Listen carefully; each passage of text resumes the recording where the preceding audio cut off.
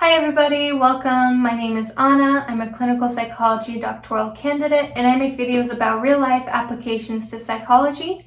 In this video, we're going to talk about red, green, and yellow flags in a relationship. If you haven't already, go ahead and hit like and subscribe. I put out 2 to 3 new videos every week. That being said, let's just go into the video. Before we discuss the different red, yellow, and green flags, we need to define what red, yellow, and green flags actually mean. Because people tend to say red flags when they really mean yellow. Because a red flag means what? In an intersection, red means stop, full stop. It doesn't mean keep going cautiously. It means if you keep going, you are going to hurt yourself. Yellow means you can keep going, but you need to be very careful because you could soon get hurt. It means be careful and consider stopping. So in essence, even a yellow flag could be a deal breaker. Even a yellow flag or enough yellow flags could mean you should probably stop. And green means go right ahead, keep going. But of course, it may mean go right now, go for 1 block, but find a red flag at the next intersection. Green flags don't mean that someone is without reproach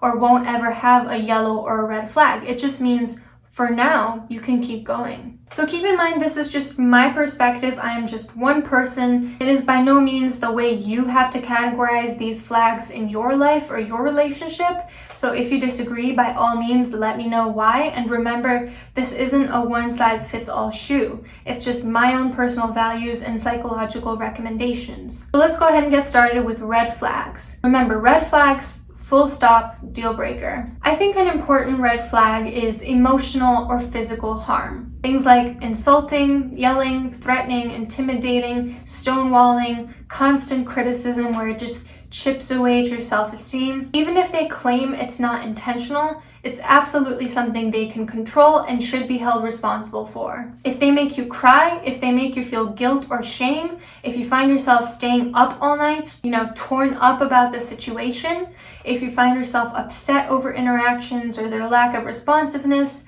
if you find yourself venting to your friends all the time, they are causing you emotional harm. And any type of physical harm whatsoever is unacceptable. Another red flag is disrespect and prejudice. So general disrespect I think of as signs that they think they're superior to you or you're inferior to them. Taking jabs at you, insulting you, criticizing you constantly, speaking about you in a way that makes it clear they don't think highly of you, making it clear that they don't respect your values, career, friends, family, choices, lifestyle, any of those things. Meanwhile, I think of prejudice as a specific type of disrespect where it's based on things that someone cannot control or things that are integral to their identity. So, judging either you or others based on race, gender, especially if they showcase sexist beliefs, sexual orientation, country of origin, disability, and so on. And yes, if they don't explicitly disrespect a group that you belong to, but they have prejudicial biases against other groups, that is a major deal breaker for me. It is a sign of low self-awareness, immaturity, proneness to cognitive biases that will make it impossible to effectively communicate with them, and honestly, just not the type of person you want around. Another red flag, infidelity. Infidelity, I kind of frame as anything that's not respecting your agreed upon boundaries. Infidelity can be whatever you decide it is. It could be having physical contact with someone else. It could be texting an ex. It could be liking naked photos on Instagram. It could be sleeping with someone outside of your predetermined polyamorous arrangement, whatever it may be. The hurtful thing about infidelity isn't necessarily the action itself. It's the fact that they chose to transgress against your boundaries. It could also indicate impulsivity, poor decision-making, compulsive lying, sex addiction, and even narcissistic or psychopathic traits. So infidelity, not a great sign. Another red flag is explosive temper.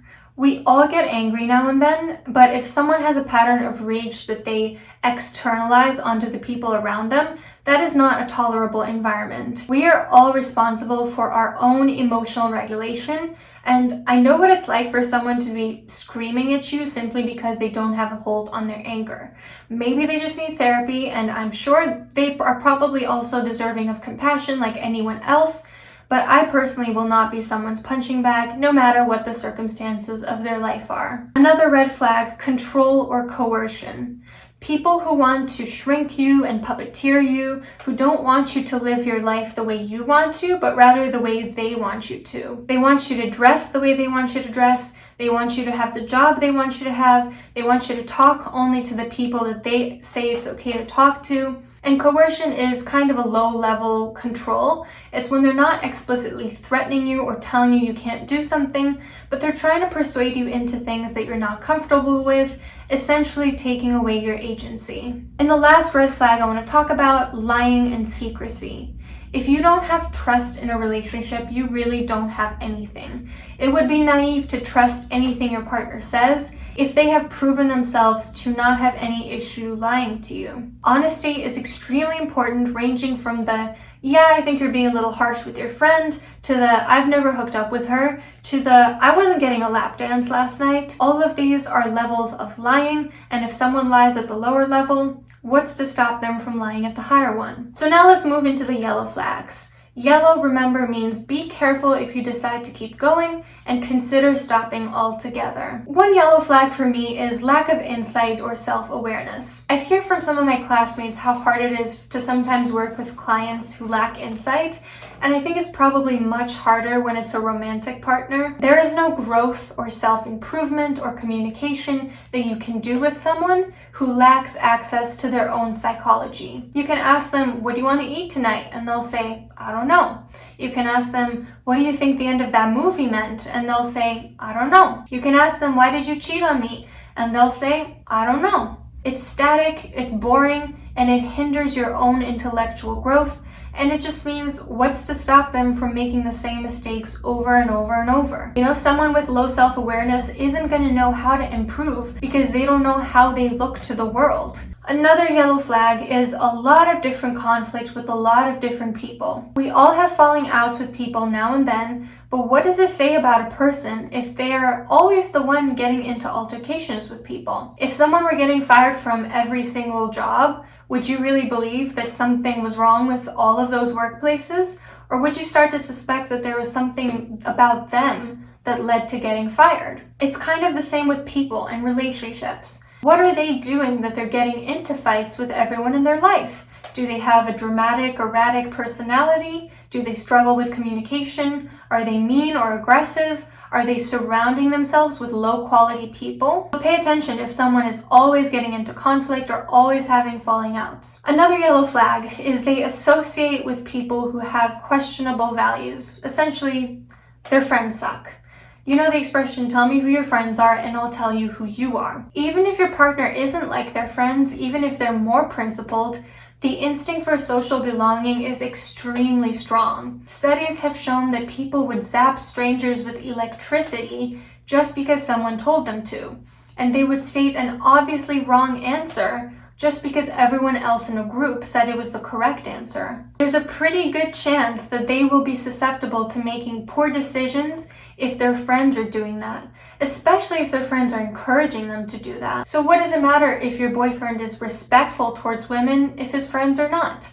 Do you think that when his friends suggest going to a strip club, he is actually going to decline? Or what does it matter if your girlfriend is against drugs if all her friends take drugs? Do you think that when her friends are going to suggest she take it and, come on, don't be a downer, she's probably going to decline every single time? And that takes me to my next point, which is substance abuse. Now, being an addict or a recovering addict or having some substance misuse history is not a reason to cease all empathy towards a person. I have had plenty of friends over the years with substance abuse problems, and I would not cut them out of my life, and I still value and care for them. However, it is a yellow flag, particularly in relationships, because it could indicate, again, impulsivity, poor decision-making, susceptibility to temptation, emotional dysregulation, poor coping. It can be associated with angry outbursts and abuse. And it doesn't really matter what came first, the chicken or the egg. If someone is going to cheat on you because they were blackout drunk, does it really matter whether it was the alcoholism or their poor decision-making that came first? Another yellow flag, reckless financial decision-making. There's this saying in Romanian, iubirea trece prin stomac, which essentially means love goes through the stomach. Translation, you cannot be satisfied in a relationship if you don't have even your most basic needs met, such as food on the table. And we see this with Maslow's hierarchy of needs. I'll be making a video on that very soon, but it's all about how you cannot reach true fulfillment unless you have the very basic needs like food, shelter, water, safety, security. And now I want to be very clear that I'm not saying someone being impoverished means they're not a viable partner. I realize the inequality of resources and the poverty in this country are absolutely out of control. And I think that most people in those situations are not to blame for it. I'm not one of those people who looks at homeless people and thinks they must have done something to deserve this. But I'm not talking about low socioeconomic status here. I'm talking about financial decision-making skills. Someone could be very poor and still resourceful enough to make ends meet. Likewise, someone could be extremely rich and be spending thousands of dollars on reckless things or things they don't need, on, let's say, video games and OnlyFans subscriptions. And you might be thinking, well, how does it concern me that my partner is making bad financial decisions?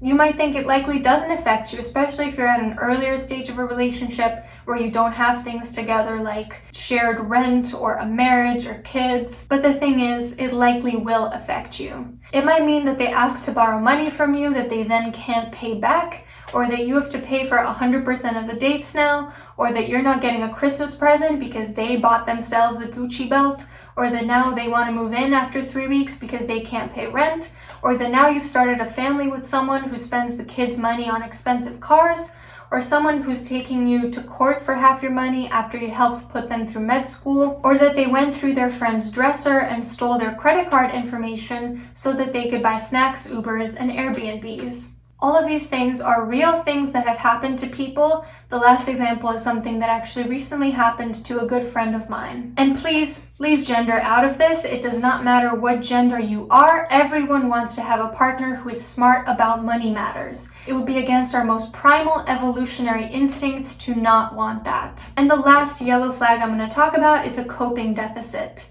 This is when someone cannot cope with stressors. Stress is inevitable. You cannot be there to pick up the pieces every single time because your partner can't handle their own issues. You don't want to be with someone who's going to crumble at the slightest pressure, who's going to run to the vodka bottle or an escort just because their car broke down. So pay really close attention to how well people deal with stressful things happening. And now let's go into the green flags, the signs that say it's safe to keep going for now. Thoughtful acts. Like for example, I want to share this really sweet story. I have a big dresser next to my side of the bed, and it's kind of hard to reach from the bed.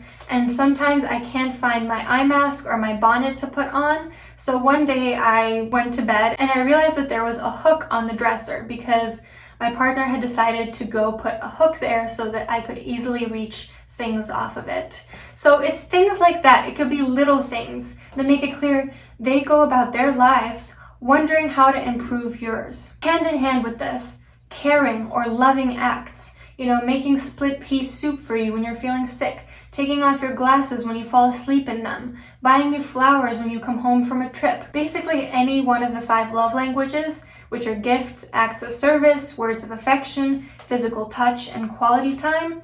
All of these are great green flags. And, generosity in terms of like gifts and acts of service is not something we should expect or feel entitled to, but it is something people do when they care about someone. They want to show and give their loved ones the world. Like for example, it wasn't cheap for me to send packages home to Romania for the holidays, but I didn't care about that because I wanted them to receive my appreciation. Another green flag is attentiveness. Like for example, the people I'm close to, they can tell when I'm upset based on my mannerisms, sometimes before even I realize it.